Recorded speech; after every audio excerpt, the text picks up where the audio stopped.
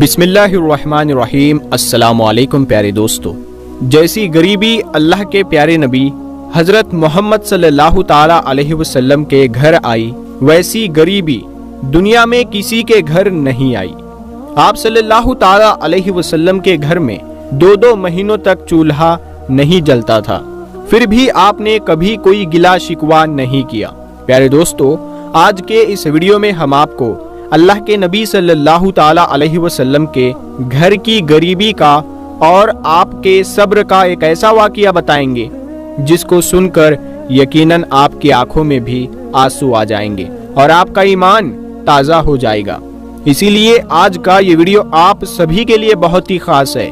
آپ اس کو آخر تک ضرور دیکھیں، اور اگر آپ کو اللہ کے پیارے نبی سے سچی پکی محبت ہے تو آپ کمنٹ باکس میں یا رسول اللہ ضرور لکھیں۔ پیارے دوستو، ایک مرتبہ رات کے وقت میں اللہ کے پیارے نبی حضرت محمد صلی اللہ تعالی علیہ وسلم سو رہے تھے۔ آپ کو نیند نہیں آ رہی تھی، اسی لیے آپ کبھی اس کروٹ پر سو رہے تھے تو کبھی اس کروٹ پر، یعنی کہ آپ بے چینی کی حالت میں کروٹ بدل رہے تھے۔ پھر آپ اپنی چارپائی کے کنارے پر آ گئے اور اپنے پیٹ مبارک کو کس کر دبایا اور پھر سونے کی کوشش کرنے لگے۔ یہ دیکھ کر آپ کی بیوی حضرت عائشہ رضی اللہ تعالی عنہا اٹھ کر بیٹھ گئی اور پوچھنے لگی، یا رسول اللہ صلی اللہ تعالی علیہ وسلم، آپ کو کیا ہوا ہے؟ تو یہ سن کر اللہ کے پیارے نبی حضرت محمد صلی اللہ تعالی علیہ وسلم اٹھ کر بیٹھ گئے اور کہنے لگے، اے عائشہ، بھوک بہت لگی ہے، اسی لیے بھوک کی تڑپ کو دبانے کی کوشش کر رہا ہوں۔ یہ سن کر حضرت عائشہ رونے لگی اور کہنے لگی، یا رسول اللہ، پھر آپ اللہ سے روٹی مانگتے کیوں نہیں ہو؟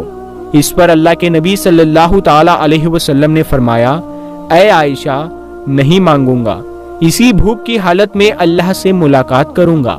پیارے دوستو، حضرت عائشہ رضی اللہ تعالی عنہا فرماتی ہے کہ 2 مہینوں کا وقت گزر جاتا تھا، ہمارے گھر میں چولہا نہیں جلتا تھا اور فانکوں پر فاقے ہوتے رہتے تھے۔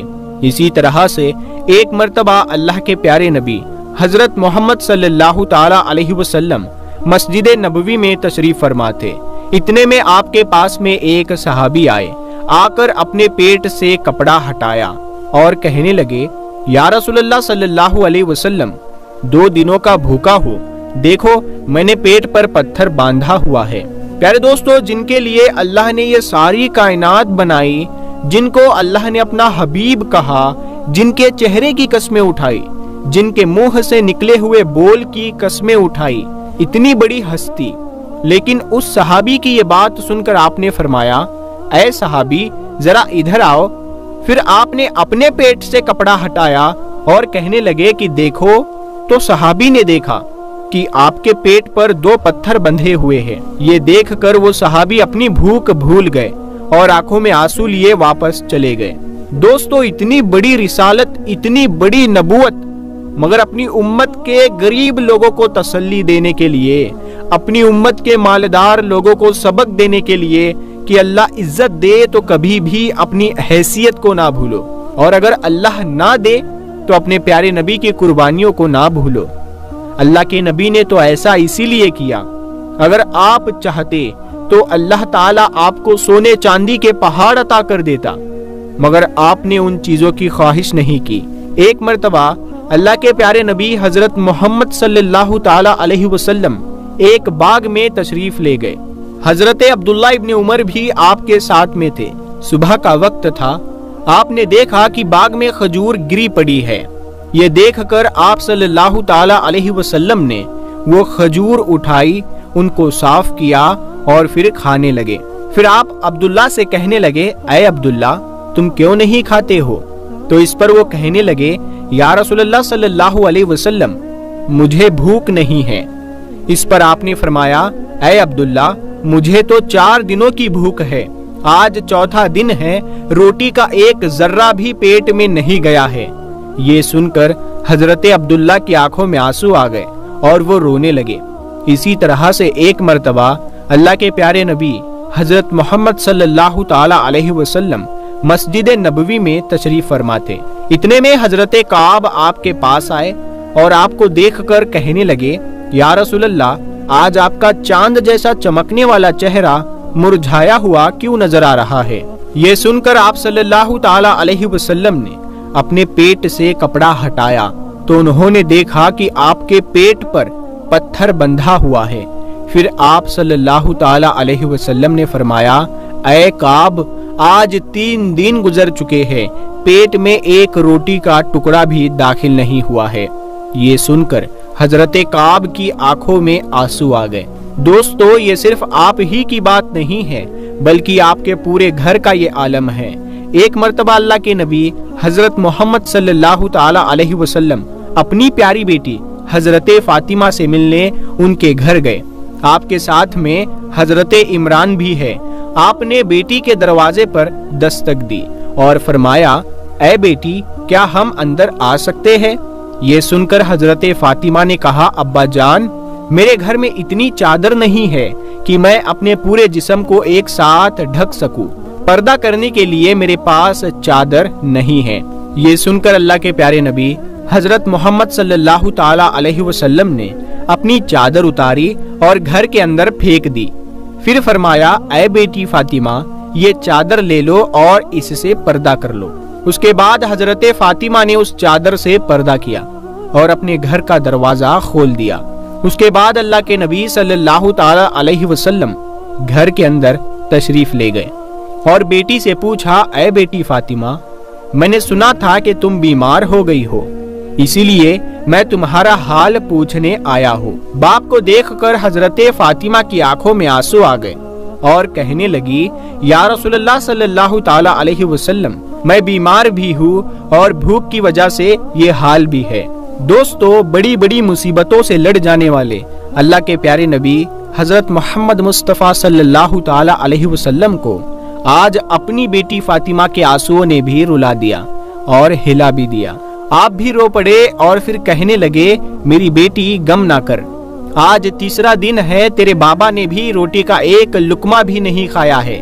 اے میری بیٹی، میں بھی صبر کرتا ہوں اور تم بھی صبر کرو۔ بیٹی فاطمہ، میرے رب نے مجھ کو کہا تھا، اے میرے حبیب، اگر آپ چاہو تو سونے کا پہاڑ بنا دوں جو 10 میل لمبا اور 10 میل چوڑا ہے، یعنی کہ بہت بڑا ہوگا۔ اگر آپ کہے تو آپ کی خدمت میں پیش کر دوں۔ لیکن یہ سن کر میں نے کہا، نہیں یا اللہ، مجھے سونے کا پہاڑ نہیں چاہیے، میں ایک دن بھوکا رہوں گا اور ایک دن کھانا کھاؤں گا۔ پھر آپ صلی اللہ تعالی علیہ وسلم نے فرمایا، اے بیٹی فاطمہ، کیا تجھے یہ عزت کافی نہیں ہے کہ اللہ نے تجھے جنت کی عورتوں کا سردار بنا دیا ہے؟ کیا یہ سرداری کسی سونے چاندی کے پہاڑ سے کم ہے؟ پیارے دوستو، ہم آپ کو یہ بھی بتا دیں کہ اللہ کے پیارے نبی حضرت محمد صلی اللہ تعالی علیہ وسلم نے حضرت حسن اور حسین سے بھی بہت محبت کی ہے۔ آپ ان کو کہتے تھے، اے میری آنکھوں کی ٹھنڈک، میرے جگر کے ٹکڑے، میرے سینے کی ٹھنڈک، میرے 2 پھول۔ یہ سارے پیارے پیارے الفاظ آپ حسن اور حسین کے لیے کہتے تھے، یعنی کہ اللہ کے نبی حضرت حسن اور حسین سے اتنی زیادہ محبت کرتے تھے، اسی لیے جب بھی ان کو بھوک کی وجہ سے حضرت حسین اور حسن کی رونے کی آواز آپ سنتے تھے تو آپ تڑپ جاتے تھے، لیکن پھر بھی آپ نے کبھی اللہ سے روٹی نہیں مانگی، کیونکہ اللہ کے پیارے نبی حضرت محمد صلی اللہ تعالی علیہ وسلم کو اپنی امت کے غریب لوگوں کو تسلی دینی تھی کہ اگر میں فقیر بن کر جا رہا ہوں تو تمہارے اوپر بھی یہ امتحان ضرور آئے گا، اس کو تم بھی برداشت کرنا۔ پیارے دوستو، اللہ کے پیارے نبی حضرت محمد صلی اللہ تعالی علیہ وسلم نے اپنے گھر میں یہ دکھ دیکھا، اپنے اولاد کو ذبح ہونے کو قبول کیا تاکہ آئندہ آنے والی امت کا غم اور غریب طبقہ گلہ نہ کرے، کوئی شکوہ نہ کرے اور صبر کرے اور حرام راستوں پر نہ جائے اور مالدار لوگ فقر نہ کرے کہ میں ایک بہت بڑا آدمی بن گیا ہوں، میری اتنی بڑی فیکٹری بن گئی ہے، میری اتنی زیادہ کمائی ہونے لگی ہے۔ یہ سوچ کر کوئی بڑا آدمی، کوئی امیر انسان گھمنڈ نہ کرے۔ یاد رکھے، یہ جو بڑائی کی چیزیں ہیں اصل میں یہ چھوٹی چیزیں ہیں۔ اللہ جس سے راضی ہوتا ہے اصل میں وہ بڑا آدمی ہوتا ہے، جس سے اللہ ناراض ہوتا ہے وہ چھوٹا آدمی ہوتا ہے۔ چاہے پھر وہ غریب ہو یا مالدار ہو۔ پیارے دوستو، اللہ پاک ہمیں کہنے سننے سے زیادہ عمل کرنے کی توفیق عطا فرمائے۔ دوستو، اگر یہ ویڈیو آپ کو پسند آئی ہے تو اس ویڈیو کو آپ اپنے دوستوں میں ضرور شیئر کریں اور اپنے دوستوں میں اس ویڈیو کو ثواب کی نیت سے پہنچائیں۔ ہم ملتے ہیں اگلی ویڈیو میں، تب تک کے لیے السلام علیکم۔